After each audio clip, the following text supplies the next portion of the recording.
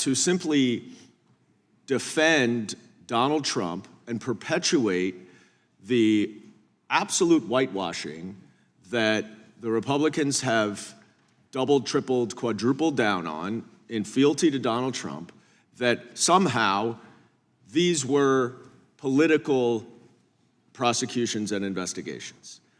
And the only evidence of that is that the defendant said it.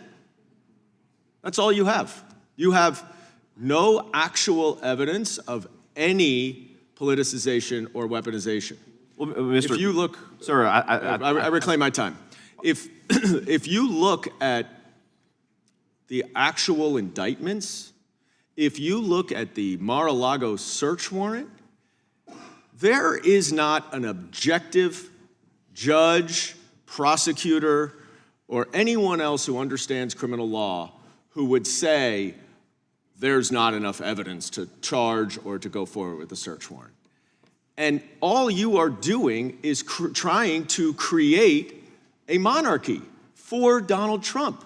And that's what you have been doing by yielding all of your power to him for the last 6 weeks. The gentleman's time has expired. I now recognize the gentleman from South Carolina. Let me just write the last word. The gentleman is recognized for 5 minutes. I thank the gentleman for yielding, and I think it was discussed earlier that this was not about politics and that people campaigning for district attorneys were not campaigning on going after the former president, now current president. But that, of course, is belied by the evidence, and I think we have a video to show just that. Whoever has this job, are they going to convict Donald Trump?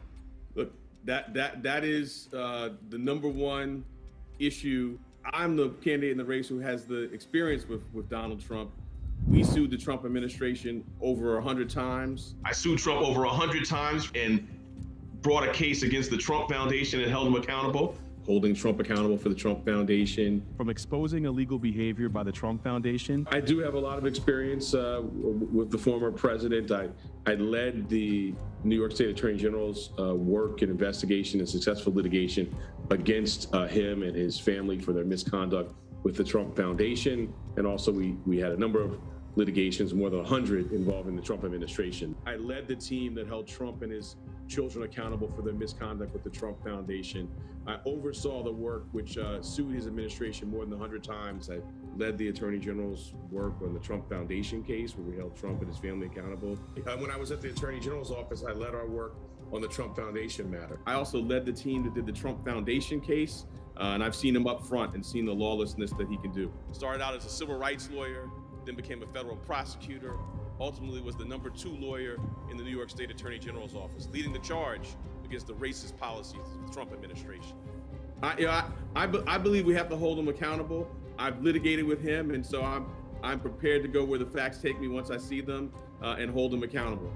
Being a rich, old white man has allowed you to evade accountability in Manhattan. That includes Trump and his children, right? We held him accountable in the Trump Foundation case. My office did the Trump University case. So I've seen a pattern of lawlessness over 20 years. And so I'm inclined to believe all I see in the public domain and know that there's, and believe that there's a path forward there to make a case.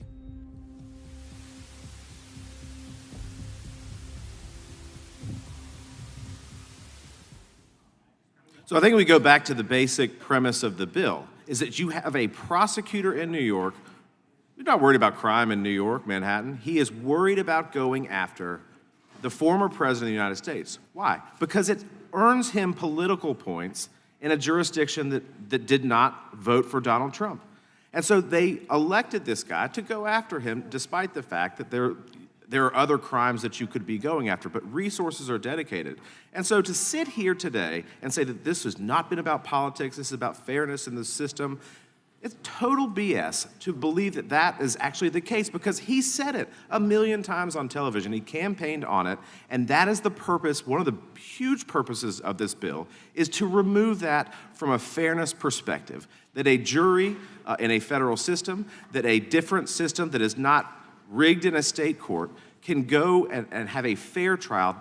The presumption of innocence is on a criminal defendant, and if we do this for ambassadors, if we do this for sitting presidents right now, why would we not extend that to somebody when they are targeting a former president or vice president?